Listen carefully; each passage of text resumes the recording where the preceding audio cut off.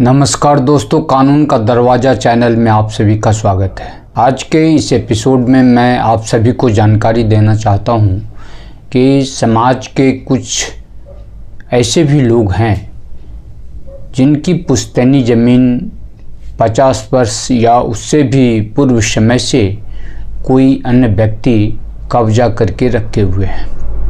यद्यपि उनकी खतियानी ज़मीन है, लेकिन इस विषय में ऐसे पीड़ित लोगों को पता नहीं है कि उनके पूर्वजों के नाम से खतियान बना हुआ है।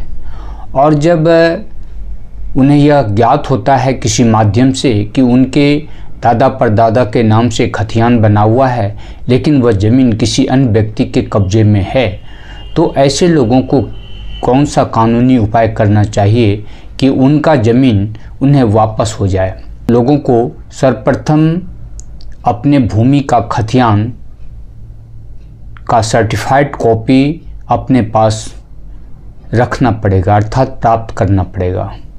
और फिर आपको यह देखना पड़ेगा कि जो समाज के दबंग व्यक्ति आपकी भूमि को कब्जा करके रखे हुए हैं, तो उनके पास में क्या आधार है। यदि उनके नाम से जमाबंदी कायम हो गया है, उनके नाम से लगान रसीद ऑब्टेन हो रहा है, तो आपको यह ज्ञात करना पड़ेगा कि इसका आधार क्या है। और इसके लिए आपको DCLR के कार्यालय में म्यूटेशन अपील का मुकदमा दायर करना पड़ेगा। DCLR के न्यायालय में म्यूटेशन अपील का मुकदमा दायर करने के बाद जो डिफेंडेंट होंगे, अर्थात जो प्रतिवादी हैं, जो विरोधी पक्ष होंगे, वह अपने आधार से संबंधित कागजात न्यायालय में पेश करेंगे। और तब आपको यह ज्ञात होगा कि उनके पास में ज़मीन कब्जा करने का क्या आधार है। लेकिन यदि उनके नाम से जमाबंदी है, उनके नाम से लगान रसीद निर्गत हो रहा है, तो फिर भी आपको घबराना नहीं है। इस तरह का जमाबंदी फर्जी भी हो सकता है। इसके लिए आप अपने खतियान के आधार पर उनके विरुद्ध सिविल कोर्ट में मुकदमा दायर कर सकते हैं।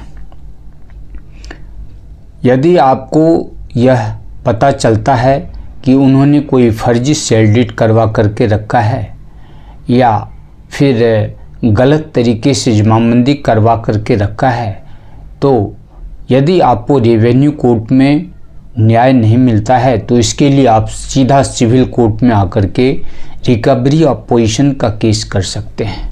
और वहाँ पर जो आपके विरोधी पक्ष हैं, जिन्होंने आपकी ज़मीन को बरसों से कब्जा करके रखा हुआ है, तो उनके द्वारा जो भी कागजात पेश किया जाता है उसकी भी आप जांच करें। और इस तरह से रिकवरी ऑफ पोजीशन का मुकदमा दायर करने के बाद न्यायालय द्वारा यह जांच किया जाएगा कि उनका आधार सही है या नहीं।